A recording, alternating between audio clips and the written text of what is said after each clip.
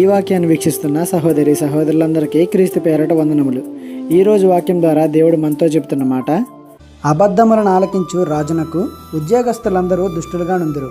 సామెతల గ్రంథము 29వ అధ్యాయము 12వ వచనము. నిజమే కదా, ఏది చెప్పినా ఇది నిజమో కాదో అని నిర్ధారణ చేయకుండా, విచారణ చేయకుండా ఒక విషయం గురించి నమ్మేసే రాజు దగ్గర పనిచేసే ఉద్యోగస్తుడు ఎంత నమ్మకమైన వాడైనా, మంచివాడైనా సరే చెడ్డవానిగానే కనిపిస్తాడు ఆ రాజుకు. మన నిజ జీవితంలో కూడా అంతే. నిజానికన్నా అబద్ధానికి జనులు ఎక్కువ విలువనిస్తారు. నిజాన్ని అబద్ధంగా, అబద్ధాన్ని నిజంగా భావిస్తూ నిర్ణయాలు తీసుకొని వాటిని నలుగురికి పంచుతారు. అయితే మనం ఎంత మంచిగా ఉన్నా, ఎంత నీతిగా ఉన్నా మనల్ని చూడాల్సింది దేవుడు. మనుషులు మన ఉప్పుల కన్నా తప్పులనే ఎక్కువ పట్టించుకుంటారు. అన్నిటినీ సమంగా చూసి దేవుని ఎదుట మన నిజాయితీ ఎలా ఉందో పరిశీలన చేసుకోవాలి. ఆయన కొరకు బ్రతకాలి.